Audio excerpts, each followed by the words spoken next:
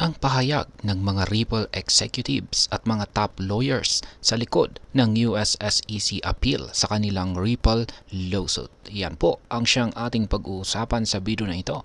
Pero bago po tayo magpatuloy, ay nais ko lamang po munang bigyang linaw ang aking disclaimer kung saan ang nilalaman po ng video na ito ay hindi po ito isang financial advice. For education and information purposes lamang po ang layunin nito. At ayan, noong nakaraang buwan, ang US Securities and Exchange Commission or SEC ay nag-file ng Notice of Appeal laban sa Ripple Labs Incorporated sa kanilang ongoing lawsuit. Ang timing ng appeal na ito ay nagdulot po ng maraming spekulasyon at reaksyon mula sa mga prominent figures sa crypto industry, kabilang na ang mga legal experts at mga executives ng Ripple. Yan, si Ginoong Stuart Alderoty, ang Chief Legal Officer ng Ripple, ay unang nagtaas ng kilay tungkol sa desisyon ng SEC na mag-appeal. Napansin niya ang isang kakaibang coincidence. Si Gerber Grewal, ang SEC Enforcement Director, ay nag-resign isang oras bago mag-file ng Notice of Appeal ang SEC. Ayon kay Ginoong Alderoty ay maaring hindi ito simpleng coincidence lamang at maaring may mas malalim na dahilan sa likod ng resignation ni Ginoong Grewal at ang timing ng appeal. Si Ginoong Jeremy Hogan naman ay isa po siyang pro-XRP attorney at siya po naman po ay nagbahagi rin ng kanyang skepticism tungkol sa timing ng mga pangyayari na ito. Sinabi niya na hindi siya naniniwala na ito ay simpleng coincidence lamang. Ayon po kay Ginoong Hogan, ang desisyon ng SEC na mag-appeal ay isang malaking pagkakamali dahil ang risk ay mas mataas kaysa sa potential na returns. Samantala, si Ginoong Brad Garlinghouse naman, ang CEO ng Ripple, ay nagsabi na tila may mas malalim na dahilan sa likod ng appeal ng SEC. Ayon kay Ginoong Garlinghouse, sabi niya ay the truth and the corruption always comes to light eventually. Yan, ipinapahiwatig nito na naniniwala siya na may mga bagay na hindi pa lumalabas sa publiko na maaring magpaliwanag sa mga aksyon ng SEC. Sa kabilang banda ay si Ginoong Jem Peckrell naman, isa po siyang crypto enthusiast, ay nagbigay ng ibang perspektibo. Ayon sa kanya, maaring may bagong impormasyon ang SEC na hindi nila napatunayan sa naunang litigation, kaya't nagdesisyon silang mag-appeal.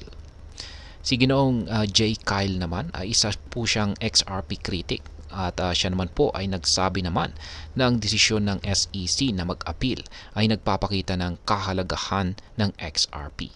Ayon po kay Ginoong Kyle, hindi mag-aaksaya sa oras ang SEC na mag-litigate ng isang shitcoin kung hindi ito mahalaga.